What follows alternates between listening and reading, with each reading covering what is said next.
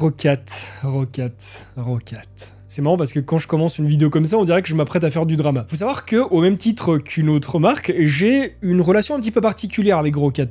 Parce que c'est une marque qui est là depuis vraiment très longtemps. J'ai fait une vidéo histoire de marque dessus il y a pratiquement 2 ans, donc je vais pas tout redéballer ici. On est en 2022, pratiquement en 2023. Et donc moi, la question à laquelle j'ai envie de répondre à cette vidéo, c'est que vaut Rocat en 2023? Pour la vidéo d'aujourd'hui, ils m'ont bombardé du stuff que je vais vous présenter. Ça fait quelques semaines que je les ai à la maison et que je les teste. Il y a certains de ces périphériques que vous allez pouvoir gagner. Ne bougez pas, je vous dis tout de suite comment. Mais avant ça, je tenais à vous signaler que la vidéo a été sponsorisée par Rocat.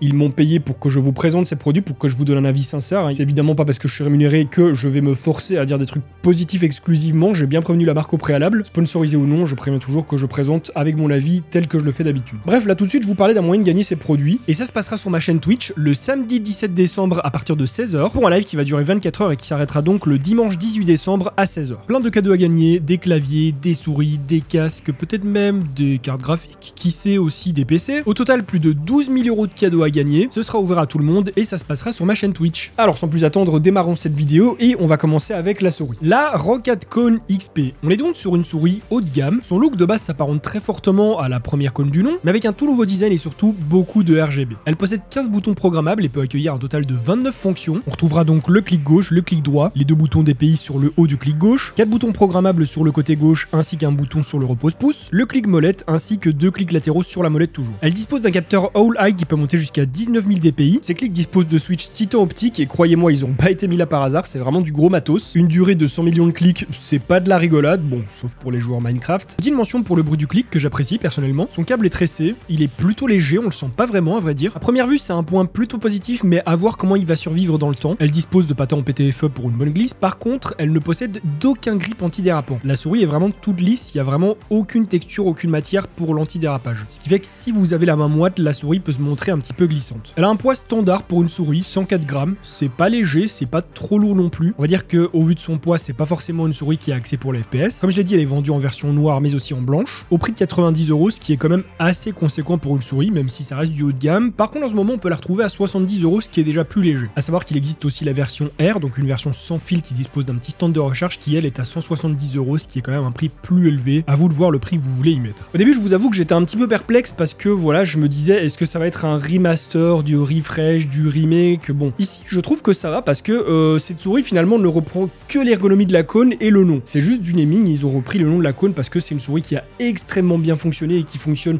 depuis pas mal de temps, donc voilà. Bref, objet suivant, le Rocat Cine Air Max. J'étais vraiment très curieux de le tester. Là, pour le coup, je vous avoue que je suis ni déçu ni conquis et je vais tout de suite vous expliquer pourquoi en vous le présentant. Tout d'abord, il faut savoir que par rapport aux autres Rocat Cine que j'ai pu tester dans le passé, notamment le Pro, celui-ci est fait avec des matériaux quand même plus qualitatifs pour la plupart et ça se ressent surtout au niveau des oreillettes. On retrouve toujours ce design assez simple qu'on appréciera ou non. Comme sur le modèle précédent, l'arceau est plutôt confortable et alors très pratique. Le réglage comme ça en vertical directement sur les oreillettes, je trouve ça vraiment très pratique et smooth. C'est un point que j'avais déjà apprécié sur les précédentes versions. On est sur un son qui est très agréable à l'écoute, qui est très puissant. Moi, je m'en suis surtout servi pour écouter de la musique et pour jouer à des jeux et le son crache vraiment très bien. Et en plus de ça, il y a moyen de le moduler sur Swarm, le logiciel de Rocat. Son micro est détachable très facilement. Il suffit de le clipser ou de le déclipser sur l'oreillette de gauche. Et au niveau de la qualité, je vous laisse écouter par vous-même. Alors là, vous m'entendez avec le micro du casque en question. Bon, comme vous pouvez l'entendre, c'est vraiment pas la grande gloire. C'est certain mieux que certains microphones de casque que j'ai pu tester récemment, mais ça reste pas non plus incroyable. C'est clair, c'est audible, au moins vous entendez bien, mais c'est sûr que c'est clairement pas un micro avec lequel on va streamer ni même créer du contenu, même si ce genre de micro n'est pas du tout adapté pour cette utilisation. C'est juste dommage, voilà, pour un casque à ce prix-là, de pas avoir un micro un petit peu plus correct. Après, c'est du sans fil, on peut le comprendre aussi, mais en tout cas, même si c'est pas très propre, ça reste très clair. En ce qui concerne sa connectivité, on est sur un casque compatible PC, PlayStation, Switch et Android,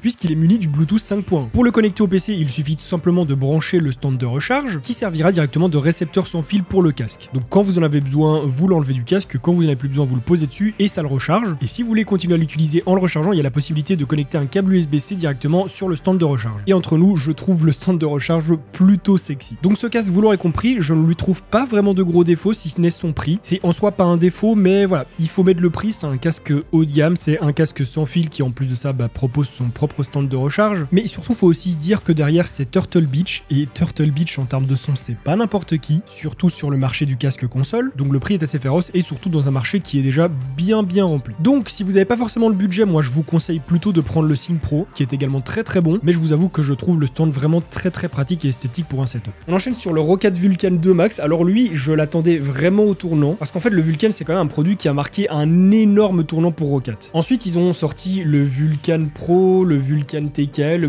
je me suis un petit peu perdu là-dedans, je vous avoue, j'ai apprécié ces claviers, mais j'étais plus aussi émerveillé qu'avec le premier Vulcan. Il y a pas mal de reproches ensuite qui ont été faits au Vulcan par la suite, des petits soucis de touche qui s'effaçaient et tout, ça a été corrigé. Et du coup, ouais, j'attendais vraiment de pouvoir tester celui-ci pour savoir si Roccat ont vraiment une optique d'évolution, ou s'ils sont un petit peu comme tous les marques actuellement dans l'optique de on va faire des nouveaux produits pour les vendre. Ici on n'est donc pas sur une version évoluée du Vulcan, mais bien sur sa nouvelle version. On a un clavier qui reprend très fortement le châssis du Vulcan Pro, on est toujours sur des switches à profil normal mais des keycaps low profile. Il dispose d'un repose-poignet translucide qui est une sorte de gel, une sorte de matière en silicone on va dire, mais qui est vraiment très souple, et en plus de ça elle absorbe plusieurs points de LED qui sont disposés en dessous du clavier, ce qui fait qu'on se retrouve avec un repose-poignet qui est RGB, et un RGB en plus de ça qui claque. Là pour le coup c'est pas 2-3 points du repose-poignet qui sont éclairés, c'est vraiment tout le repose-poignet qui est éclatant. Donc ça pour le coup c'est plutôt osé et original de la part de la marque, et surtout ça plaira beaucoup au Jean-Michel LED. On est sur des switches linéaires Titan 2 et surtout on est sur les premiers switches à dual LED, et vous verrez sur les images que ça peut non seulement donner lieu à des compositions de couleurs super sympas,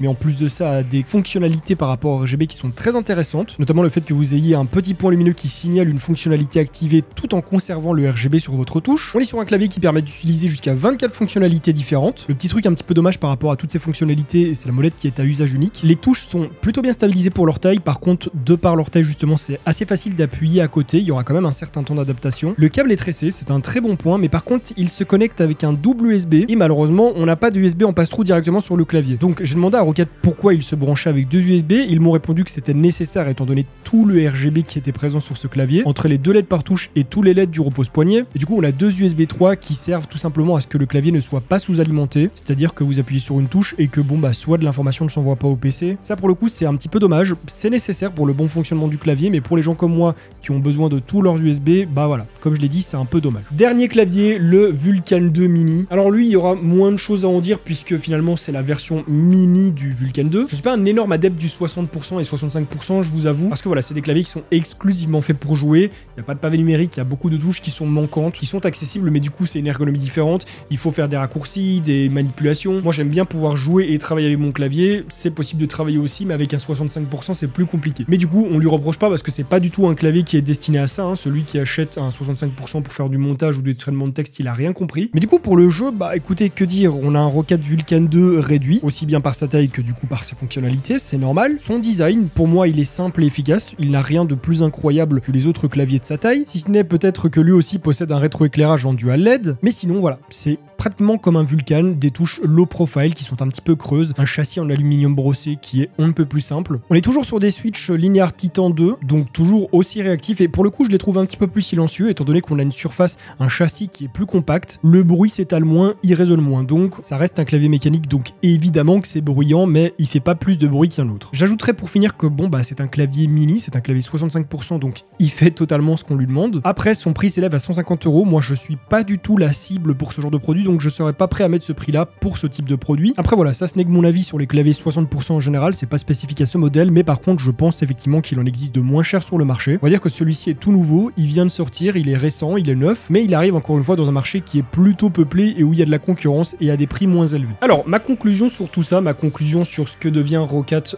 en 2023, on va dire, il y a du positif, il y a du négatif. Pour le coup je suis assez neutre par rapport à ça, parce que voilà, il y a quelques années Roccat ont décidé de changer tout leur design language, ça passe du packaging par la forme du produit, la présentation, les couleurs, la disposition des LED, et ils ont trouvé quelque chose qui était très propre à eux. Il y a eu des dérapages d'un point de vue matériel, certaines souris dont la molette foirait assez rapidement, des touches de clavier qui n'étaient pas de très bonne qualité pour les premières éditions et du coup qui s'effaçaient très vite, mais ce qui est cool c'est qu'avec les retours de la communauté, des gens qui achetaient leurs produits et qui avaient des soucis, Roccat se rattrapait assez vite. Ici on est sur du Roccat qui ont toujours un petit peu près ce design language, qui ont toujours cette direction. Ils essayent des trucs, hein, je veux dire, voilà, une souris où on voit complètement l'intérieur avec tout le RGB qui ressort. Ça peut certes en repousser beaucoup, hein, je peux comprendre qu'il y ait des gens qui n'aiment pas ça. Moi, je vous avoue que je suis, voilà, dans l'optique où je trouve ça très joli, je trouve ça vraiment hyper sexy, mais c'est pas forcément ça qui fait que j'achèterais d'office ce produit. Pareil pour ce clavier, bon bah, on reprend quand même beaucoup les codes du Vulcan, le premier du nom. Par contre, ils ont vraiment beaucoup misé sur le design au niveau du RGB, encore une fois. Et bon, bah, le fait qu'on soit sur le premier clavier qui soit en dual LED sur les Switch. Parce que Roccat savent qu'il y a un marché pour ça, ils savent qu'il y a des gens